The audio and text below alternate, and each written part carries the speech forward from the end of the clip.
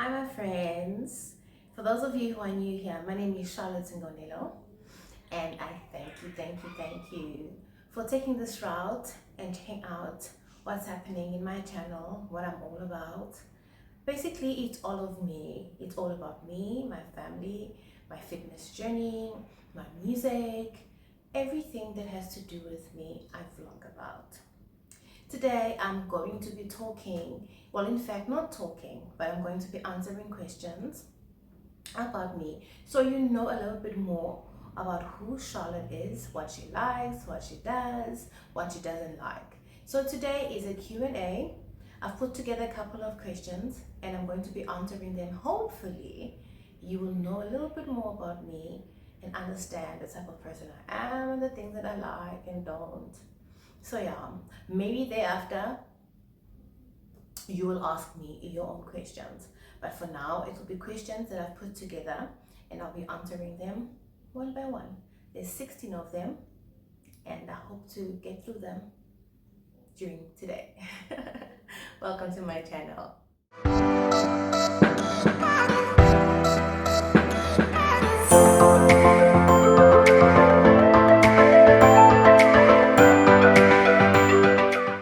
Okay, question one. Who is Charlotte Ngonelo?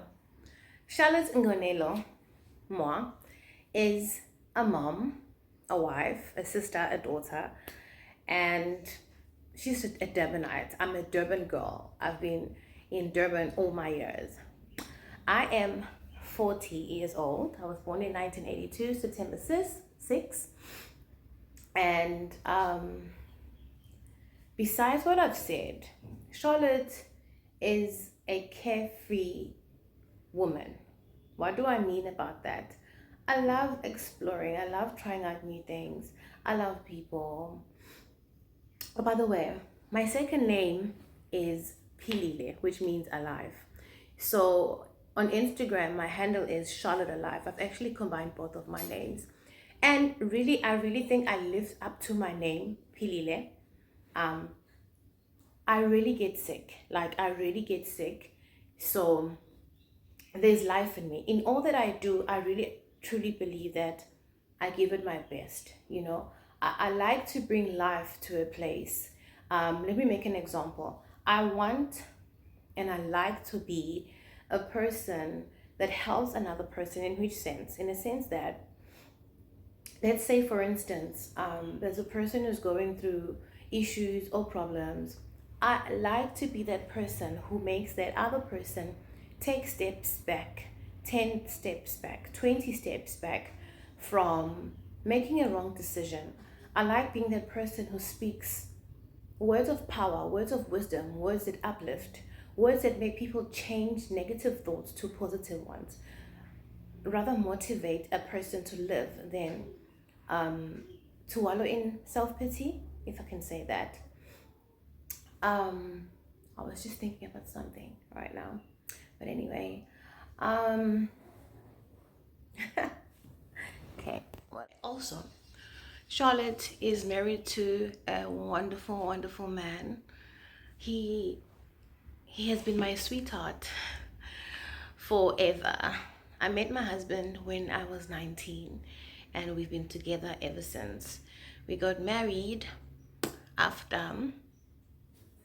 after 6 years of dating, and at that time we already had 2 kids. And I love him. I love him. Like, if I say I love him, I still get butterflies when I think about this guy. He understands me. He compliments me. He makes me feel worth it. He makes me feel special. He calls me his woman's worth. And I do feel that. Besides him saying it, I feel like that. I feel like I'm the most important woman in his world. He stands up for me. In any situation, he stands up for me. I am important to him. He is one man that is after God's heart. So he loves me unconditionally, you know. So I'm blessed. I'm a mom of 4. My eldest is a girl, then we have a son, and then we have the last two, a boy and a girl. They're twins. They are 11 now. I love my babies. I call them my babies even though they're grown, but I love my babies. They make me happy. I sometimes tell my husband, I can't remember what life was like before them, you know, but I do know what my life was like. What I'm saying is, they fulfill me. You know, my life feels like it was lacking something before they got here. I am a businesswoman. I resigned from my teaching job in 2014. Okay, how I came about to being a teacher. When I was in high school, I was introduced to music as an extracurricular activity. The music was steel pans or steel drums. I don't know if you know it. I'll insert a picture so you know what it is. Maybe you'll recognize it. So when I was in grade 10 at a girls' high school, I started doing music as an extracurricular, activity, and I loved it. I absolutely love it. I was addicted. At home, you'll see me pretending that I'm playing, banging on things, or even humming the rhythm of the song we recently learned and all that. So by the time, okay, I think still in grade 10 or in grade 11, things were not that great at home. Okay, firstly, let me just say, I didn't grow up well off. Okay, we lived.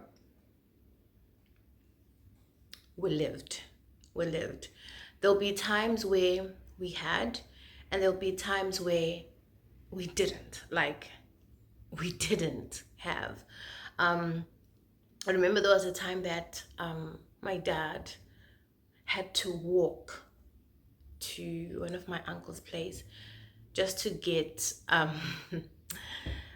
chicken skin. He used to work at a factory where they make they don't make chickens, where it's a like rainbow, but it wasn't rainbow. So they used to, some of the chicken, the skin was pulled off. I'm thinking maybe it's the breast area or whatever, but they'll put together those chicken skins. So I remember we used to actually eat that, fry the chicken skin and eat chicken skin because there was nothing to eat at home. Or sometimes it'll just be porridge morning, porridge lunch. I know what it's like to lack. Let me put it like that. I know what it's like to live in lack. Wish you had more and you don't. Clothing, all of that. My matric year, I was not gonna go to my matric dance because I had no matric dance dress. I had just nothing. I had nothing. Luckily, my aunt helped me out. She had a dressmaker make a dress for me, a stunning dress that was. And I asked, I'd like to call him my cousin, but he's not my cousin, but a friend from church. He went with me to my matric dance, and it was lovely. But as I was saying, let me go back to my story regarding music. Towards the end of grade 10 or grade 9, beginning of grade 11, I I couldn't afford to do my extracurricular activities, but I loved it. And I just thank God that because my teachers who are in charge or overseeing the running of the extracurricular activity that I was in, saw how dedicated I was and how good I was in music. And they said they would pay for me. And I think she was my registered teacher. Yeah, she was my registered teacher. So she'd pay for me.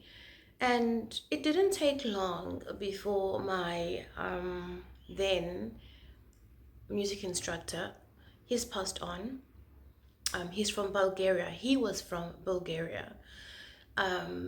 He noticed that I had the love of the music and that I was talented. I I was then made the steel drum band leader at my school, and we entered competitions and we won those competitions. We'll be runner ups or we'll win and all of that, and it was great. And I also knew, you know what, I love this. When I was in matric, really, I didn't know what I was going to do after matric. Basically, I was just going to sit at home and maybe try and find a job as a matriculant. So before my matric year was over, my music instructor, I feel like I should not mention his name because he's gone, but we had a great relationship, great, great, great relationship. Before matric, I was done with matric. He asked me if I had plans after matric. I was going to study. I was going anywhere, and I told him that not as yet. I don't think I'll be studying. I don't have any plans. And he said to me, "So how about you come and you work for me?" And I asked him how. So he told me that besides him teaching music at schools as an extracurricular activity, he also has a band, a professional band where they play for live performances, for different events, and it's successful. And also, he employs people who show that they are talented in music, to be to do what he's doing. So I said, no, I don't have a problem with that, but I'll probably need to be trained because at that time I only knew the instrument that I was playing, which was the lead instrument, the melody. Besides the melody, there was a double tenor, there was a baritone, there was a single second, there was a bass, there was a guitar, there was a cello. So they are played differently, but together they produce good music. I was playing the lead. So I needed to be taught other instruments besides what I was playing. Okay, so then after that, I waited. I finished my trick. He had my number. Did I have a phone? I didn't have a phone then. He had my home number. And the new year came and nothing happened, you know? But I think the first term of the following year, towards the end of first term, he phoned me and he told me I'm going to start working second term. I couldn't believe it, you know, because I was still not taught other instruments. And he told me I'll be teaching at a private school in Pinetown. Hello? I'm teaching at a private school. I have no experience and I'm teaching from grade 3 to grade 7. I'm doing all the classes. And I was going to be based at the school. Unlike how I had my extracurricular activity, I only had my extracurricular activity after school for an hour. So from 2:30 to 3:30, I would do my lesson and then go home. But in this instance, I was going to be based at the school and I was going to have lessons like normal teachers. So if I'm starting work at 8 o'clock, I'll have my first class at 8 until 9 o'clock. The next class, 9 o'clock to 10, have a break, and then so on and so on, a lesson for an hour. Obviously, I'm not going to cover the whole school in one day, but I had a program, yeah, of lessons from Monday until Friday. So that was new for me and a little bit overwhelming when I thought about it, but I was very excited. I was excited that, you know what, I've got a job. So I when I got there the first day, the day I was going to start, I still knew one instrument, which was the melody that I'm used to playing. The instruments were in the music room that they had set up for me, and I had about 30 to 45 minutes before my first lesson. So I had to do what a girl's got to do. I taught myself all the instruments. I taught myself the bass. I taught myself the cello, the double tenor, everything. When my first lesson started, I knew everything. I taught them. So I just excelled from there until I think I did that school for 2 years. And then, how can I put this? My boss's partner, my instructor, his partner, they're together. Not in a relationship, they're business partners. Soon recognized that I was good at this. So he actually took me from my other instructor and said that he feels I need to teach more schools than one. So what happened thereafter, I had a driver who would drive me to a school. Like for instance, Durban Girls College.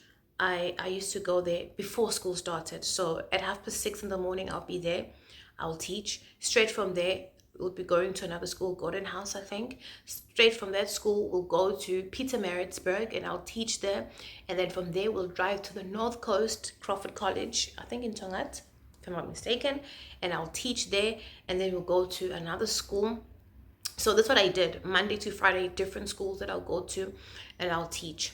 And it was lovely. I also enjoyed our live performances as a band. I absolutely enjoyed them. I still miss them now.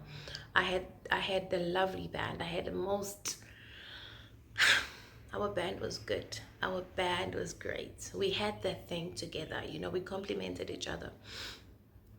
So that's how it started.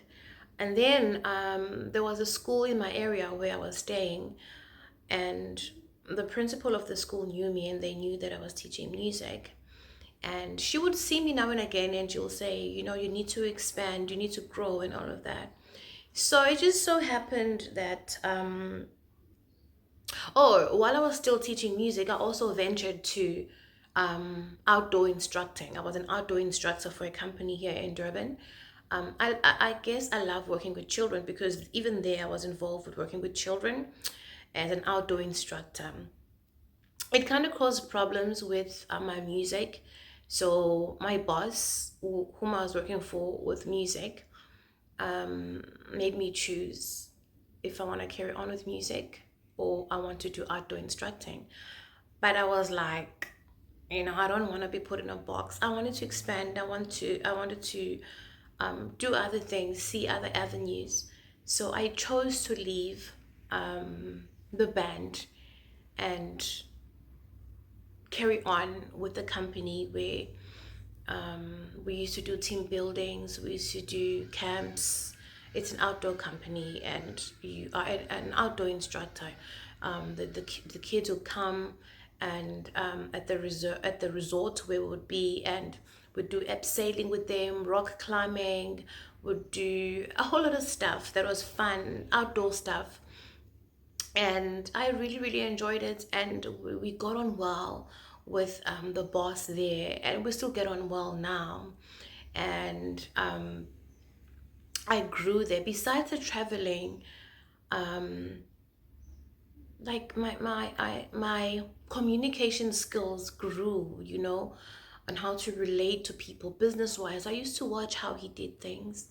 Even with the music, I used to watch how he dealt with clients.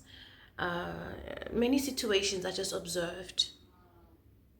And then it just so happened as time went on, I had my daughter. I had a wedlock, and it just so happened that my mom and dad were like, I'm traveling too much and I'm not spending enough time with my daughter, so I need to be at home.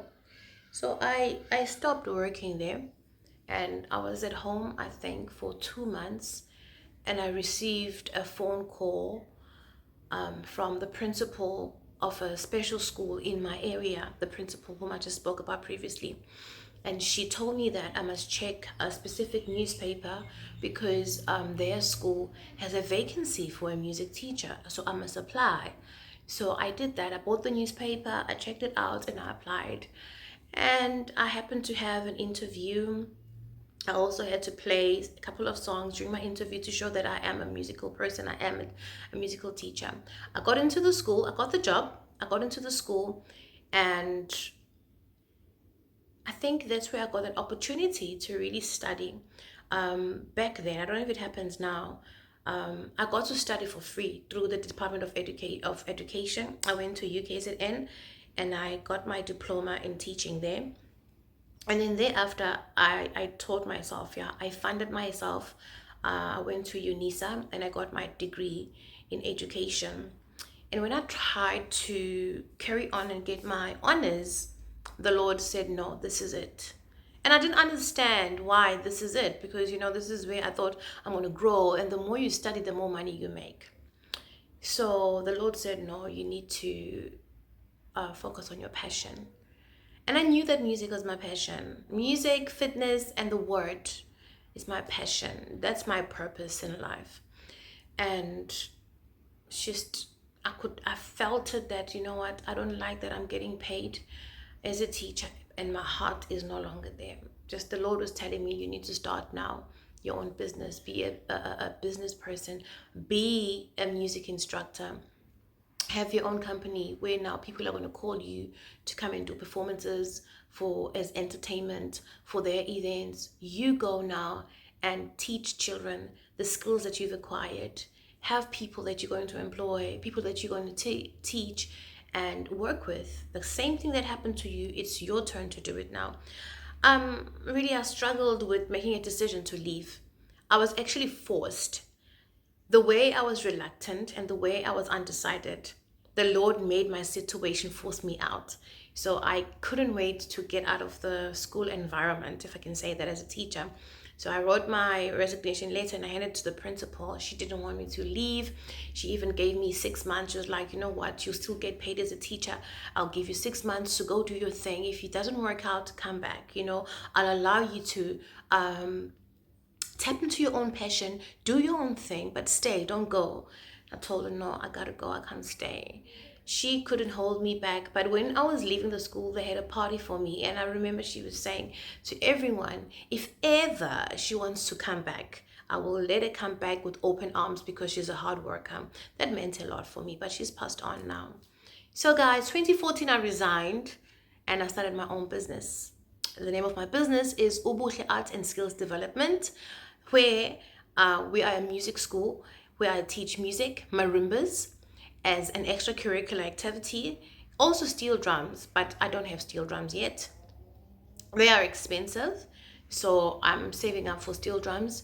Also, we are also slash a band, Ubuhle Band. Ubuhle Band provides live music entertainment, namely marimbas. We play marimbas as a live music entertainment for all sorts of events. So call me if you need a band. So that's what we do. I'm looking at the time. I'm going to carry on with other questions probably when I'm in the car. So I will see you there. Looks like I still have time. My second question is, how old are you? I think I've answered that. I am 40 years old. I was born on the 6th of September 1982. And yeah, I'm 40 years old. Got nothing to say other than I'm 40. Next question. Question says, where do you work? I think I was saying too much when I was answering my first question. Where I work right now, I'm working at a school, at a girls only high school. My work is a music teacher, but I like to be called, I am a music instructor. I teach them marimba music as an extracurricular activity. The school I'm actually teaching right now is a school I went to when I also started my music. So, yeah, and then I did teach a primary school as well last year, and I just decided to focus on high school for now. They're much better to deal with in terms of you get a lot in during the lesson. There's less talking and more work, if you know what I mean. But other than that, there's nothing wrong with teaching primary kids. I teach from grade 4 to grade 7 if I'm teaching at a primary school, and then high school and upwards, no issues.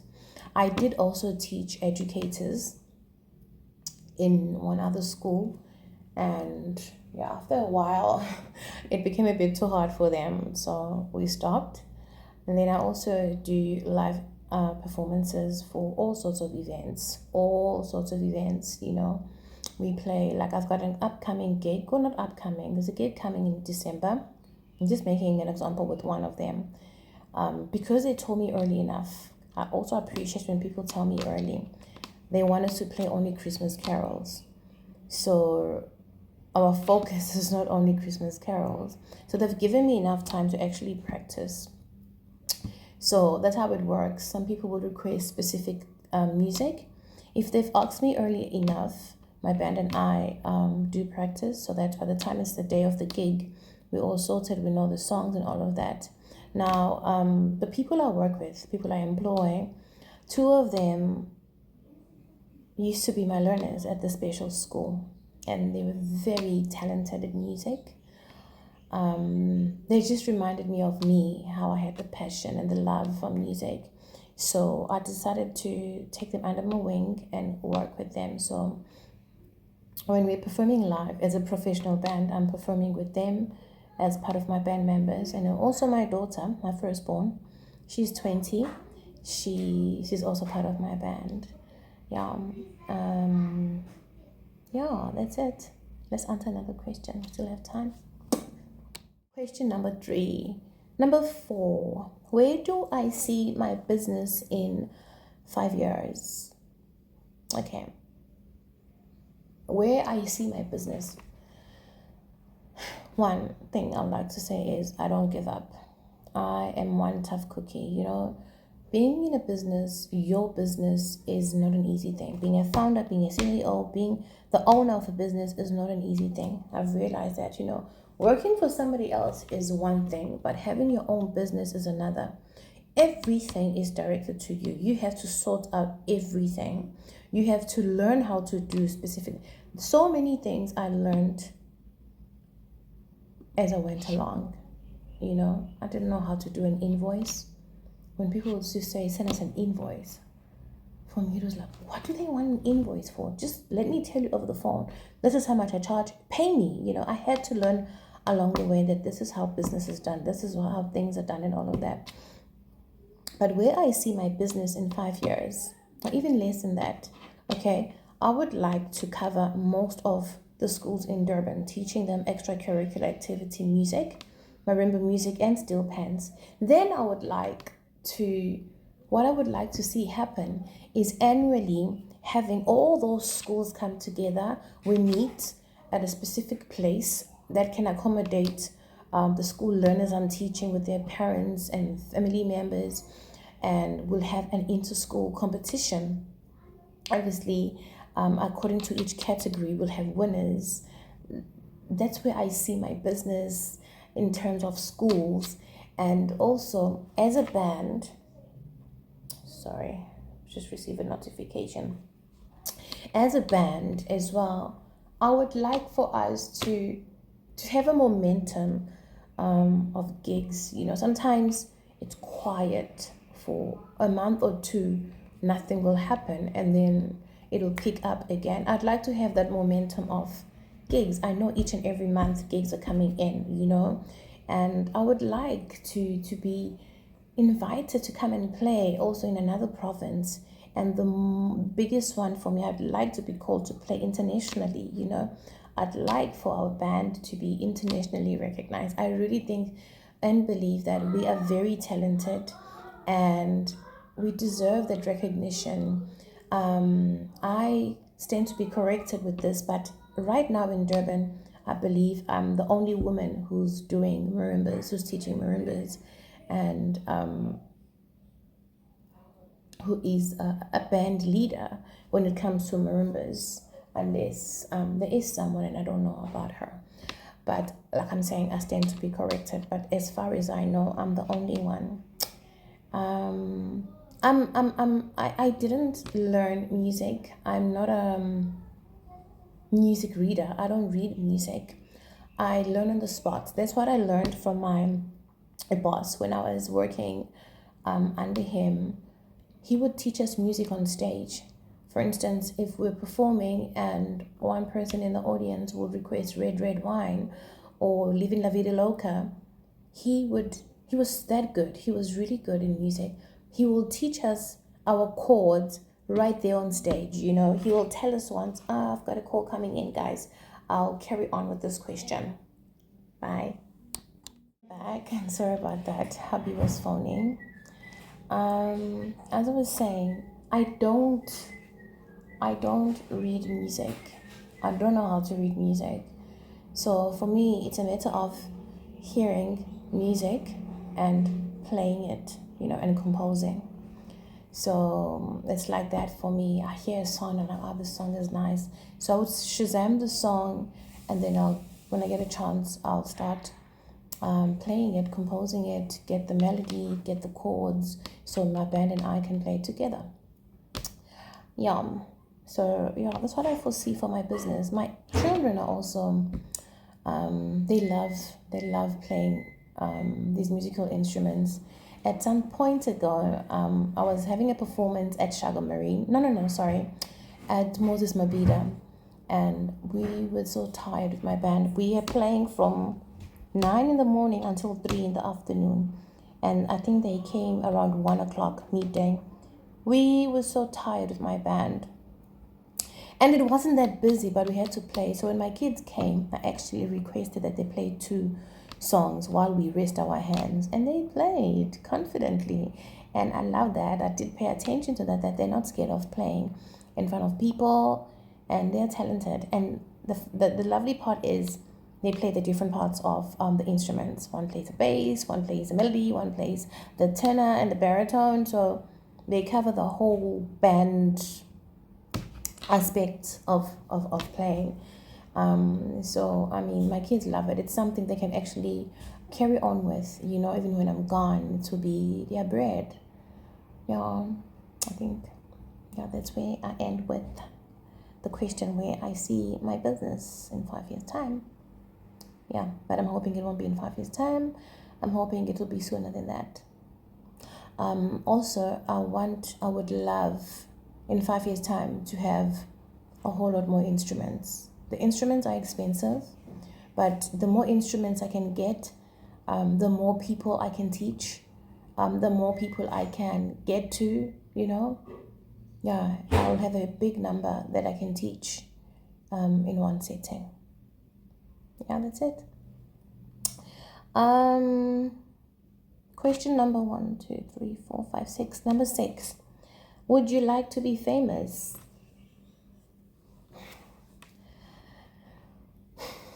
I don't know about being famous, but I would love to be known.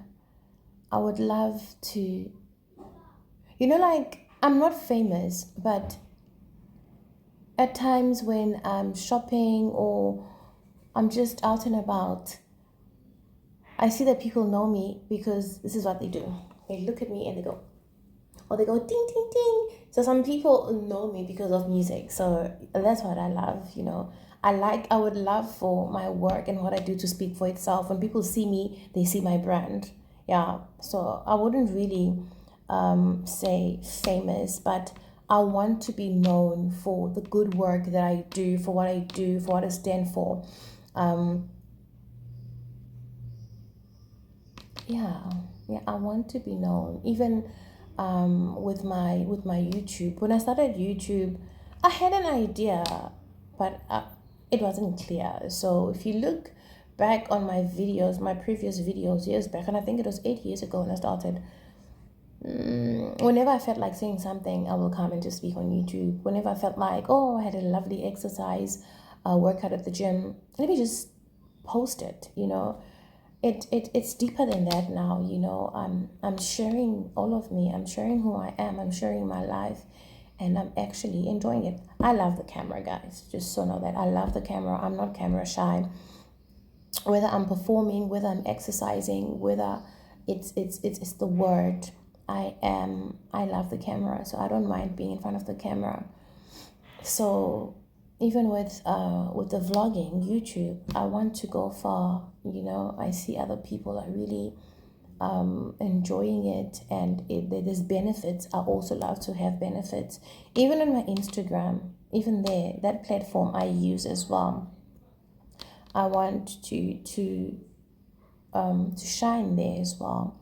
I want people to know me. That's the lady who does this. That's the lady who does that, So whether we call it being famous or known, yeah, I want to be known for what I do, for who I am, what I stand for. Yeah.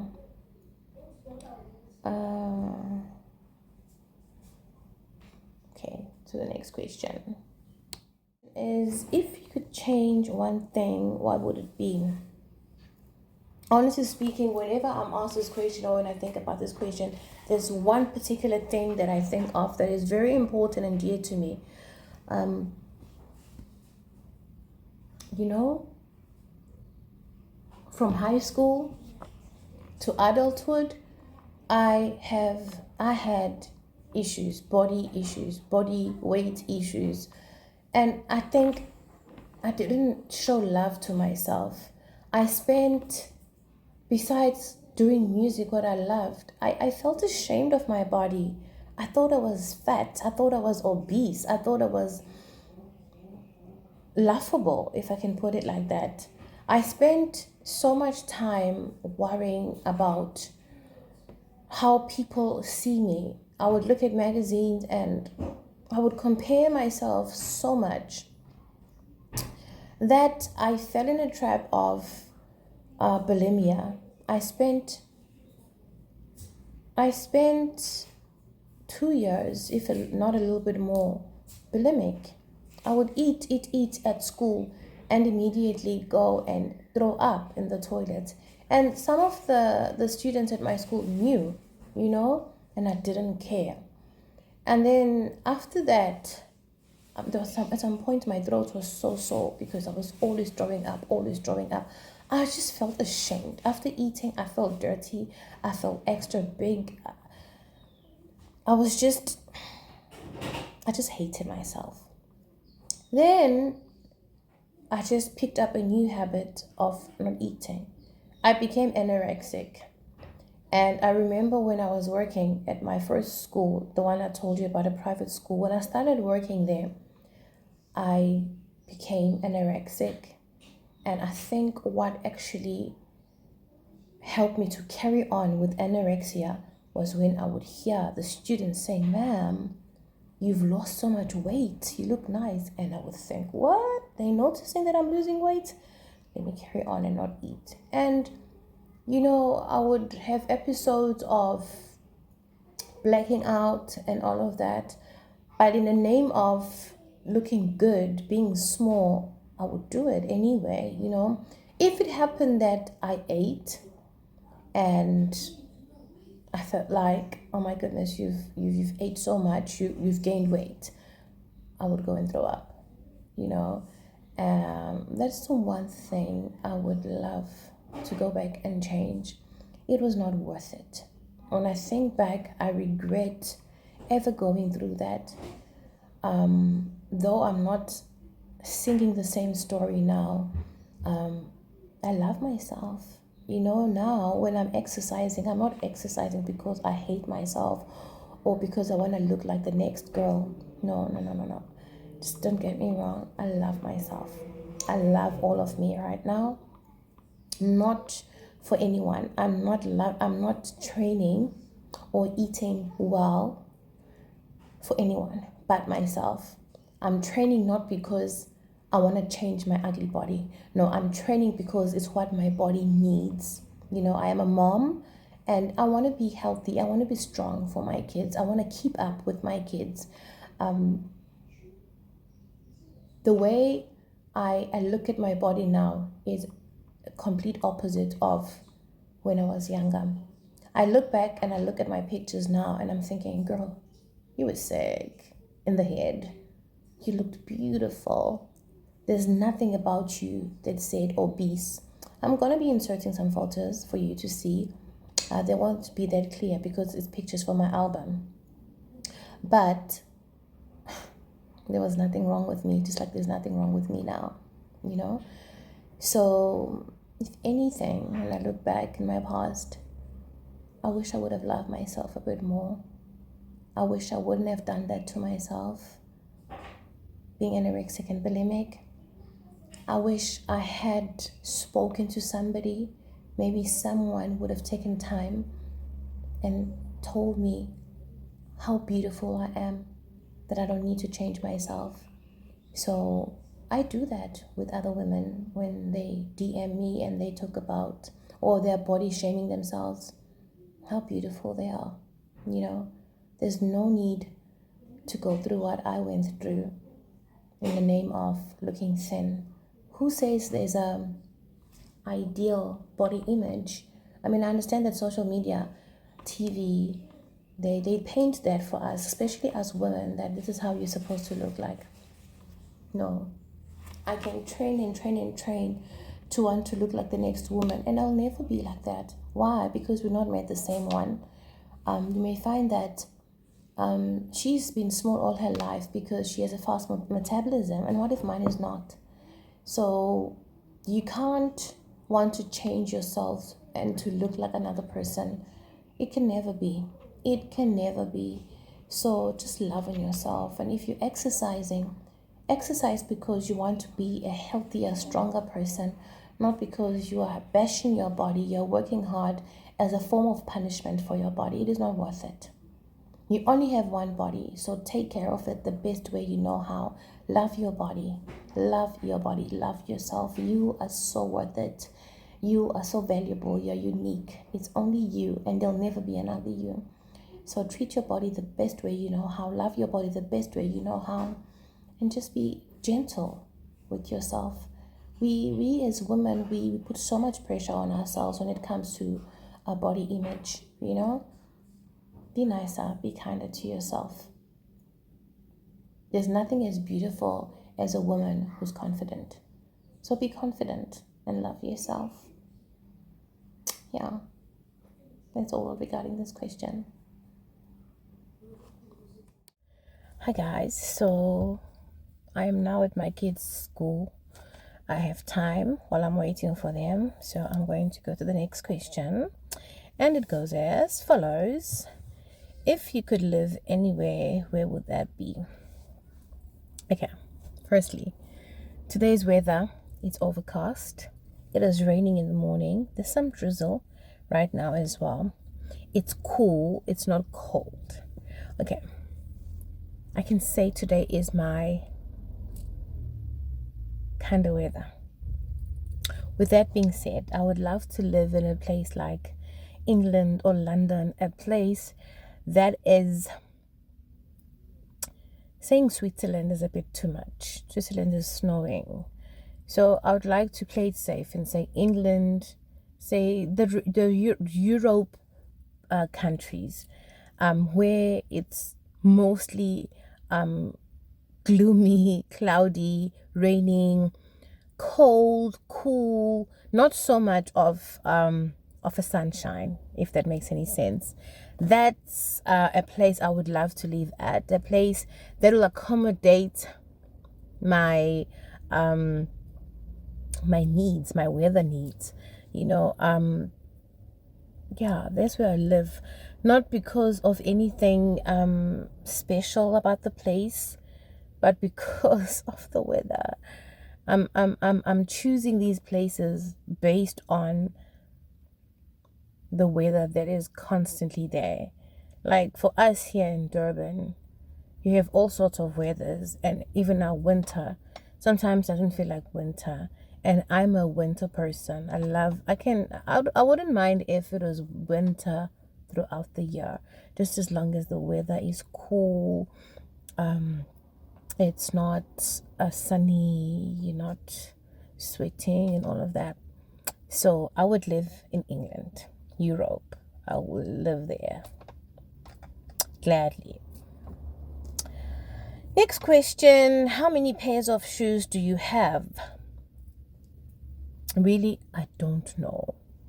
I am forever. No, not forever. No. I love buying stuff, clothing, shoes, whatever you call it. And I think that's for most of us ladies. The reason why I say I don't know how many shoes I own is because I buy shoes, so others are bought for me. Sneakers I buy, others are bought for me, others I win. But I am constantly giving away my shoes, whether it's sneakers or shoes, when I feel that, you know what, this pair of boots I've worn once or twice and it's sitting and collecting dust, I give it away. You know what, these sandals, I'm not wearing them, I give them away. I'm constantly doing that. I'll ask my daughter, listen, I'm checking out these shoes. Would you like to have them? She says, Mommy, let me look through them. And she takes what she wants and she leaves out what she doesn't want. So I don't know. Right now in my wardrobe, also because of space, my shoes are on top of each other, which is not good. And others are under my bed. But if I had to guess, I would guess that I have collectively sandals and flip-flops. I have about 15 pairs. And when it comes to heels, I don't own so many heels like how I used to younger. I don't know. 1, 2, 3, 4, 5, 6.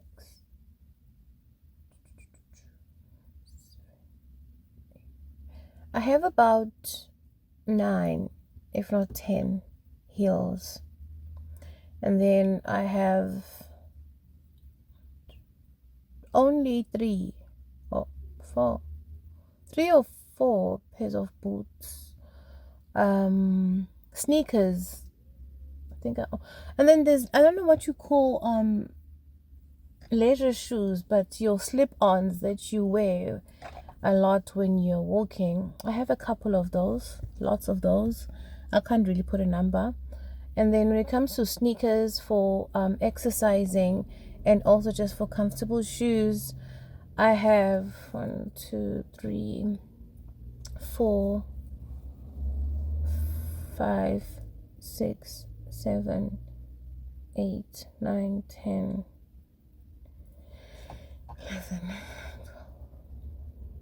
I'll say between 15 and 20. Between 15 and 20. Yeah. Yeah, that's it with shoes. Do you have a weird habit? I don't know if it's a weird habit or odd. I have this thing that I do. I always try to stop, but I can't seem to stop. For instance, let's say I'm watching something on TV and there's an ad. So right when the ad starts to going back to the program I was watching, I count. Like I count internally, like 1, 2, 3. And I don't know, I reach 60, 70, whatever until the ad is finished and then it goes back to the program I was watching. Or at times, I do play Candy Crush, guys. So like, cause I'm always on Wi-Fi. Candy Crush will give you free lives, but you have to watch an ad to get 2 lives. Another ad, you get 3 lives. You know. So while that ad is playing, I'll be counting. Like it writes 30 seconds, but I count on my own. I keep counting. So it's something I do. I don't know. I'll be waiting for a person to show up for a meeting or whatever, and I start counting. The clock is right there. I can actually look at the clock, but I count internally on my own. And like, oh, okay, it took them 200 counts for them to get here, or whatever, however many counts are made. I do it. I don't know where it comes from. I didn't do it when I was younger. It's just something that just started, and I'm still doing it. What's my best friend's name? Wow. Well, guys, I used to have friends. Can I say that? Like friends I'm in contact with, go out, have lunch. We still call each other friends, even though we don't meet up. Like, guys, to be honest with you, 5 years and over, I haven't met up with someone I call friend for lunch, for movies. We're friends on WhatsApp. We talk. People whom I used to have physical contact with, we'll go and have lunch, go and do this and that, watch movies. But life happens and you go your own separate ways, but you still maintain that friendship, and you are maintaining your friendship on the phone, via WhatsApp, phone calls, but we hardly ever meet up. So I've never actually, 5 years or more, I haven't met with anyone whom I call a friend for lunch, a catch up. The only time I go out for movies, catch up, dinner, lunch, it's my sisters. But my best friend, it's my husband, guys. Like, he knows everything about me. He's the one person that I open up to. I reveal everything to. We laugh together. We have inside jokes together. He gets me, He knows my fears. He knows my goals. He knows what I want.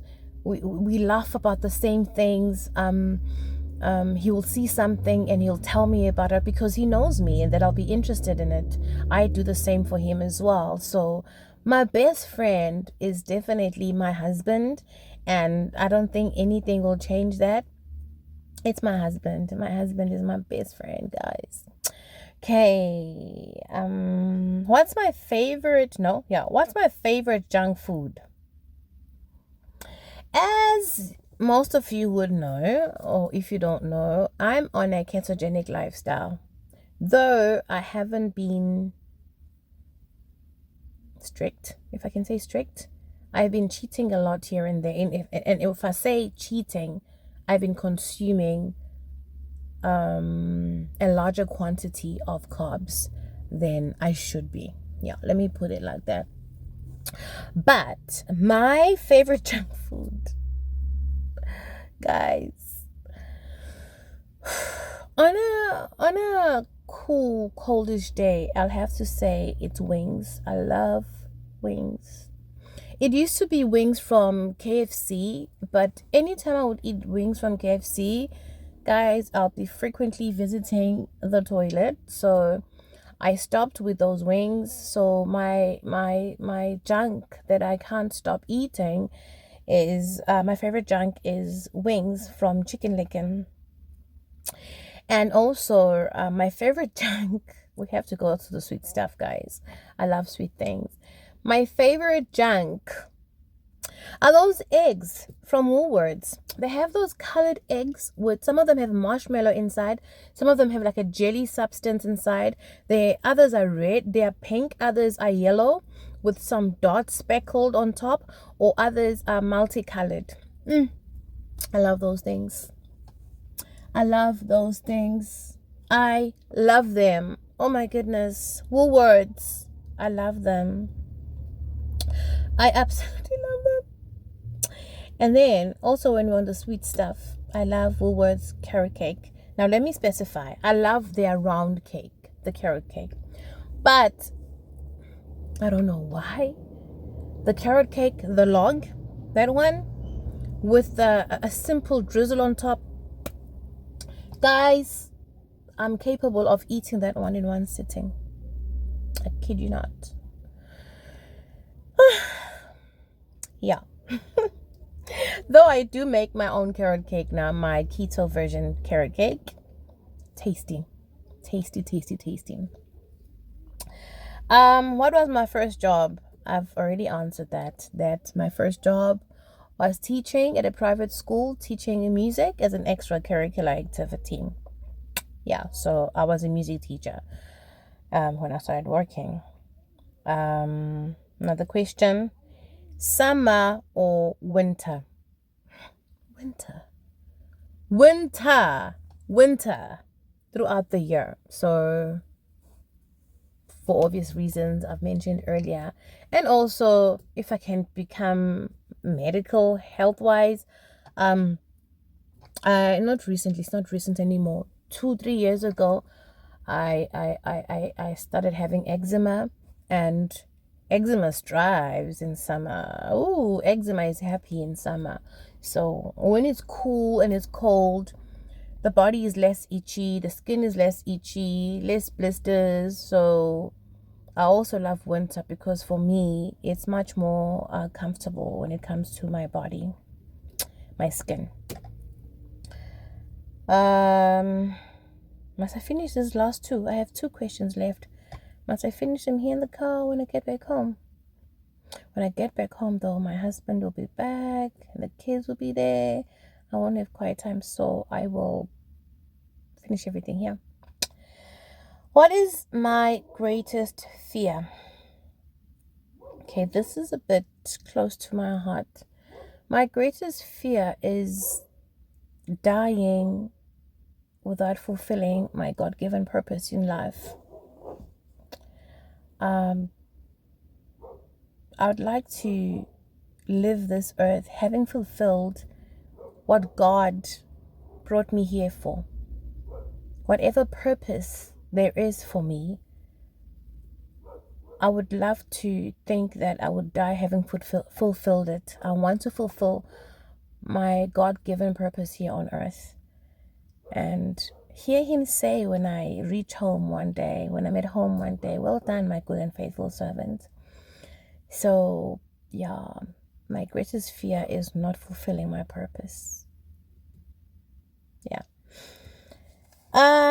Where do you see yourself as a YouTuber? Me? This is what I would like to see. I'd like to see myself getting more followers, of course, more subscribers. I'm always checking my channel if I've got new subscribers. Guys, it's not as easy as I thought. I thought I will start a channel and people will just start subscribing. It's not like that. It is a lot of work that I've discovered. I'm using my phone for all my vlogs, all my videos, because that's what I have right now. That's what I can afford right now. I've learned in life that just start where you are. Start with what you have. Don't make excuses of, I can't start because I don't have 1, 2, 3. If you have something to start with, just start. The rest will take care of itself. You make room for yourself. So I want to create, I'm trying to create good content that people will also enjoy. That way I can have more people subscribing as well. So as a YouTuber, putting aside all other social platforms, I see myself growing, having a huge number of subscribers, having sponsors, having collabs, having what do you call them? I don't know what they call them, but being called out by a specific hotel or company, and I'm just going to go there, stay there, and then I'm going to review their hotel or review someone's product. I would love that. Guys, I love trying new things. I love talking. I love engaging people, but not with the same old, because that's what I do now. Like when I'm vlogging, I find that at the same places, but I do it anyway,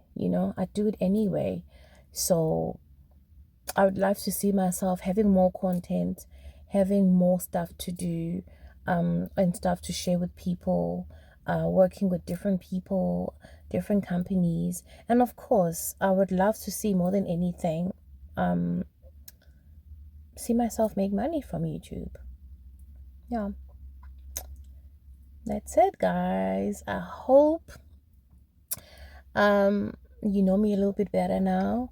If you have any other questions that you were hoping I'd answer or cover, ask me in the comment section below and I will gladly answer them. Obviously, I will be typing them. But yeah, that's me, guys. Nothing more, nothing less. This is just me. I love makeup. I don't put makeup every day, but I love makeup.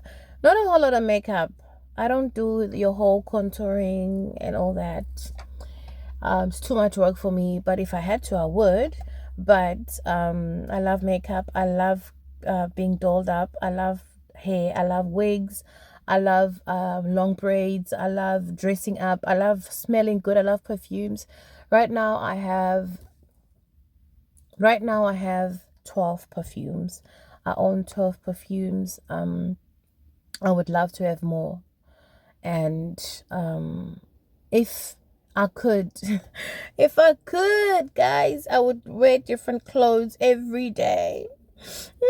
Every day. I love looking good. I love smelling good. I love smelling nice. I love putting makeup. I just love, yeah, dressing well. Yeah, that's me. That covers everything I was going to say. Those are my 16 questions, guys. I'm closing this Q&A. I hope you enjoyed it. I'm gonna carry on now vlogging for this next vlog. Since I'm done, I'm going to edit this and I'm going to post it today. Today is the 26th of October. It's a Wednesday. The time right now is 1:10. I'll probably post this later today when I'm back at home around 5 in the afternoon. So yeah, there won't be much to edit. So this is it, guys. Me saying bye. Thank you for tuning in. I love you. I love you. I love you guys. Thank you so much for subscribing. Thank you so much for watching. I really, really appreciate those of you who are here, those of you who've watched thus far. Have a blessed day further. Bye.